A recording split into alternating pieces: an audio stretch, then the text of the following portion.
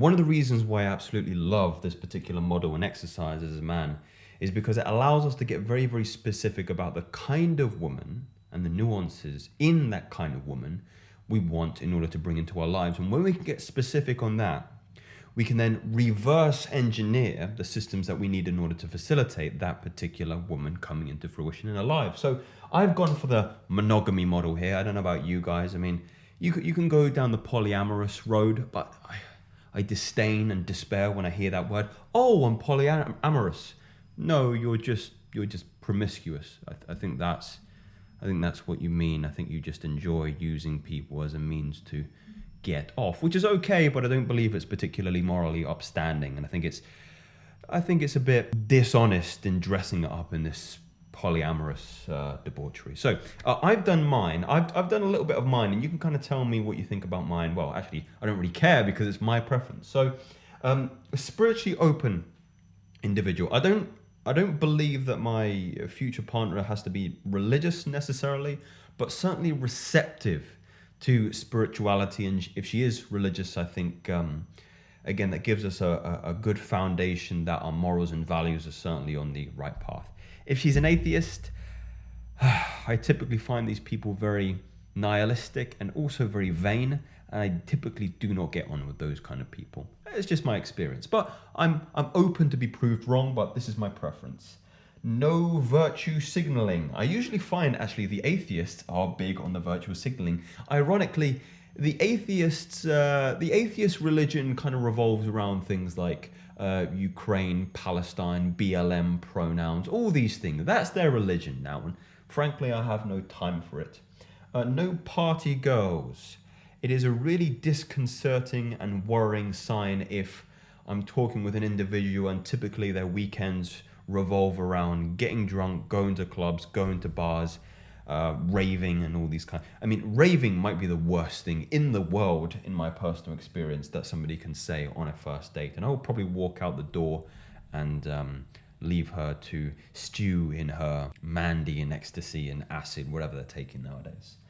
Holistically health inclined. I typically get along with people who are very health conscious people because they're typically more introspective and fundamentally like to do activities such as cold exposure, sauna, breath work, meditation, yoga, all these things. I typically get on with these people very, very well.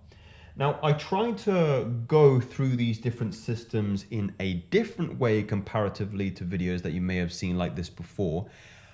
And I think it's really important. I mean, I'm going to start with the most important one. I'm going to waste no time. In fact, let's go into it right now. Number one, personal perception of your own value. This might be the most important one in my personal opinion. Now, I've started off with SR here. Now, there are many benefits to SR and many benefits to retaining your sexual energy and not be addicted to any vices, minimal vices. But the main one in my personal opinion is the newfound perspective you have on yourself, the newfound confidence. You walk differently, you walk taller, you project your chest, the shoulders are retracted, your chin is up, there's a glint and glimmer and glow in your eyes. And that comes at a consequence of not just the spiritual or biological or endocrinology that has changed in your body, but also how you perceive yourself, your psyche, your psychology. You must believe it. You must believe your own personal value. No woman is going to take you seriously if you first don't believe that you have some value and you have something to offer in her life. And you have to have an intention to show that value. And it all stems from this personal belief. If you have confidence and a perception of greatness in yourself and that's forthcoming, you will be more than willing to want to share that. If you're a successful business owner, if you've got a good body, if you're very funny or people tell you you're very funny, you have to believe that narrative, and then reality organizes itself around what you believe.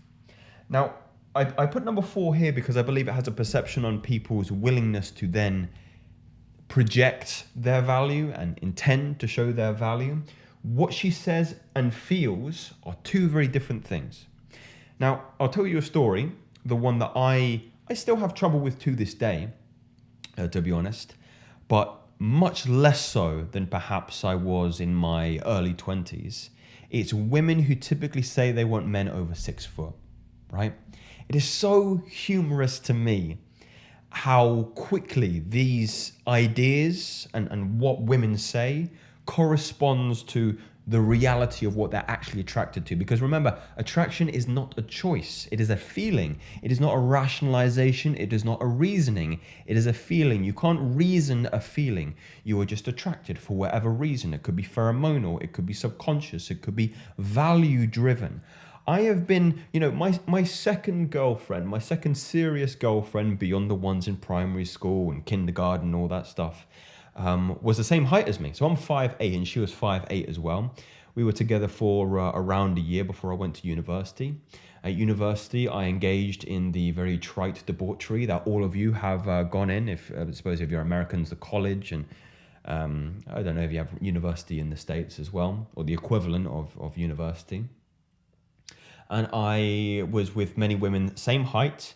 I dated a girl who was 5'9", and I suppose you could say was in some kind of sexual relations with a girl who was 5'10", and then the tallest woman I've ever been, what would you say, sexually active with was 5'11", and we were sober and we were lying down. So, I mean, it didn't really matter in that dimension. What's the point of this? And again, I'm not particularly proud of my past in that way. I'm just being honest and transparent with you, because the premise of why I'm sharing the story is just to tell you that there is a huge difference between what is said and what is actually true. If you're going to play the game of online dating, you are only able to attract people on the dimension of reasoning, rationalization, and superficiality. There is limited communication models that you can use. You can't use your body language, you can't use your tone, you can't show your personality. And that is something that I believe I've developed more than the individuals that typically have to rely on what they look like because of my height. And when you develop that skill, I've been in many occasions where I've gone home with somebody in the environment where somebody was perceived as being more attractive just because they were socially inept. They couldn't talk to the woman. They couldn't look her in the eyes. They didn't know how to push, pull. They didn't know how to seduce. And all these things come at the consequence of fundamentally understanding that there are different dimensions to induce a feeling of attraction and seduction in a woman. So this all stems at the personal perception of your own value. The second one, now some of these you would have heard of, are the perceptions of your health. Now, of course, we're talking about training for a minimum of 3 to 4 days per week. And that should include heavy resistance trainings, good muscle tone. You want to fill out your frame, of course, especially if you're taller. It can be more difficult to fill out your frame, so up your calories. I put low body fat in here, less than 10%. But specifically, I think a lot of attention does get drawn to, what your body looks like when you're low 10%. But I think it shows more in the face. I think some drastic changes can happen in your actual face when your body temperature, when your body fat is reduced. Your cheekbones come in. Like if I'm eating poorly, I'm trying to think about how I look now. I'm probably floating around 10, but my cheekbones come in a little bit more. I have a little bit more support in the eyes. I feel like my face is more sharper, more defined, more chiseled, more masculine in that way, because the bones the layer of fat over the bones is much thinner, and it can be very, very masculine and more attractive in that way. Also, low testosterone shows in your hormones and your assertiveness, and I've just highlighted here cholesterol. Now, I'm going to be honest here. I'm not the best with my diet at the moment. I'm kind of going a little loop at the moment in terms of going full carnivore, meaning all I'm eating in a day is ground beef, steaks, eggs, bacon, and maybe some sausages, and then reverting back to carbs when I'm finding things a little bit more challenging. But when you have extra cholesterol in your blood, I know that's a trigger word for everybody, especially my father. If you have more cholesterol, testosterone is made out of cholesterol. Testosterone is made out of cholesterol. If you have more cholesterol, your testosterone just shoots through the roof. I watched a video actually not too long ago where a gentleman was vegan for something like 4 years. His testosterone was something like 200 nanograms per deciliter. I'm probably mistake. Don't quote me on these statistics, but he then transitioned from pure vegan to carnivore, and his testosterone tripled and nearly quadrupled because again he's got more cholesterol. He's got more cholesterol to make testosterone, and then muscle bulk up, skin looks better, energy better, vitality better, assertiveness better. All these things just get better. You have more zeal, energy, libido goes up. There's even been some. I know Reddit is a tenuous area, but there's been some things on the Reddit post that suggest that carnivore diets have an increased effect on pheromone secretion as well. And men have noted, and again, this is all anecdotal, so please don't quote me. There's no study. There have been men that have been saying that since they've made the transition from a regular Western diet to a carnivore diet, their wives are more attentive, their girlfriends are more attentive, they want sex more regularly. Look, I'm just, again, don't shoot the messenger here. These are just theories at the moment. Whether or not they're facts, we'll find out. And now we want to get to the perception of status, which can be a tremendously valuable medium in the system that attracts the kind of woman that you want in your life. And it's really important that all these, like the perception of value, the perception of health, the perception of status, and the relationship competence, is all in relation to what you want. So for example, dress like a man and not like a boy. I find myself purchasing clothing items that are less branded, that are more smart, that are more mature, that are more adult, I guess you could say, because I recognize that the woman that I want doesn't give a flying, I'm trying not to swear here, but you can enter that word there, about whether or not I'm wearing branded clothing. She doesn't care if I'm wearing Balenciaga. She doesn't care if I'm wearing Gucci. She doesn't care if I'm wearing Prada. She doesn't care. It is not something that is consistent with her value hierarchy. And to be honest, the women who do care about that stuff are these party girls. And it's too much superficiality. And they're not going to care about you. They're just going to care about who you are. But the women, the person you are, you need to think about the person you are in relation to the kind of woman that you want. If she's going to be attracted to a business owner, somebody who's an entrepreneur, somebody who has some kind of status in that dimension, I think that would be, something to consider depending on the kind of woman that you want. Personal branding and your digital footprint. Look, we live in the technology era nowadays, and it would be naive for me to say that if you're meeting a woman and she finds out your name and she's vaguely interested in you, she's not Googling you, she's not on Instagram looking for you, on Facebook. I went to a social event on Friday, and I was in the environment with some women that I knew kind of, vaguely, I suppose you can call them acquaintances, and some drinks were involved, and then halfway through the night, they were telling me things about my business, about masculine theory. And, I had no idea. These women are detectives. They know everything. They watch your videos, which is interesting videos to watch. They watch, your business. They go on your Twitter. They go through your holiday photos. They know.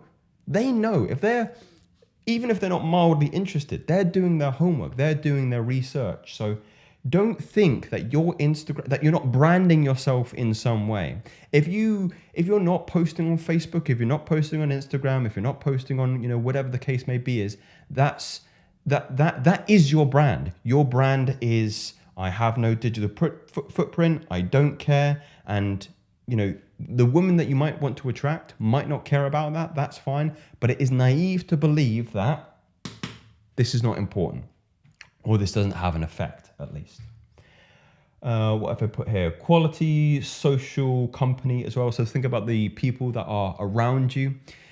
What's really good is, or a good trick is to get a lot of social proof of you being in an environment with women, because it's going to show any potential suitors that you're competent with women, that you're around women, that you can talk to women, and you're not socially inept in that way. Social proof is one of the biggest indicators of, or I should say, factors that help things like seduction, because women see other women in your company and you haven't killed them.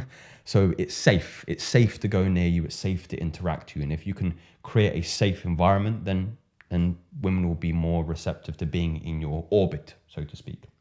And a lot of this has some crossover with relationship competence as well, social intelligence and congruence. You can speak to women, you can talk to women, you can talk to other people. Congruence just means that you're being consistent with your character, meaning you're not putting on an act. And if she does test you, SHIT, tests you, you can pass the tests. She's not throwing you off your center. You're not getting reactive. You're being responsive. You're being stoic. You're keeping your cool. Leading and instigating the social context.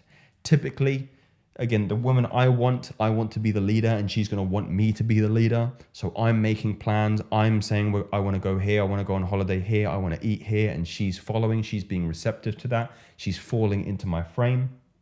We've got seduction, push and pull. You have experience with this. Like, seduction is a skill. Remember I said before, attraction is a feeling. It is not a rationalization, meaning you can create a feeling of attraction in somebody through social skills. And being predictable and that relationship with contempt when you do get somebody in a relationship. This is one of the mistakes I made with my last relationship, is I got predictable and my partner had a feeling of contempt because the days were the same. And fundamentally, I wasn't keeping her on her toes. There has to be an element of unpredictability, keeping things interesting. I don't care what kind of woman you have. If she says she wants this very nice, cute, cozy, predictable life, it is not true. All things get stale. People, it is human nature to start to get complacent and think, oh, life is always going to happen this way because the last 100 days have been the same. And when you get complacent, you start to breed, you start to get contemptuous of your surroundings, and quality of life and how you feel starts to plummet. And then, you shake things up even if the grass isn't greener on the other side. So you have to keep things interesting. You have to keep people on your toes. You have to fight sometimes, and fighting is good because you need to make a relationship entertaining. And I know that sounds strange, but it is a dynamic that I've recognized, especially in recently, that was due to the reasoning of why my previous relationship didn't work out in the way that I wanted it to be. So you live and you learn, and then you take these lessons and you integrate them into your next relationship. I hope you gentlemen enjoyed the whiteboard video today, bringing them back. I'm thinking about doing some more. Let me know, please. But these aren't theories, these are facts. Speak soon.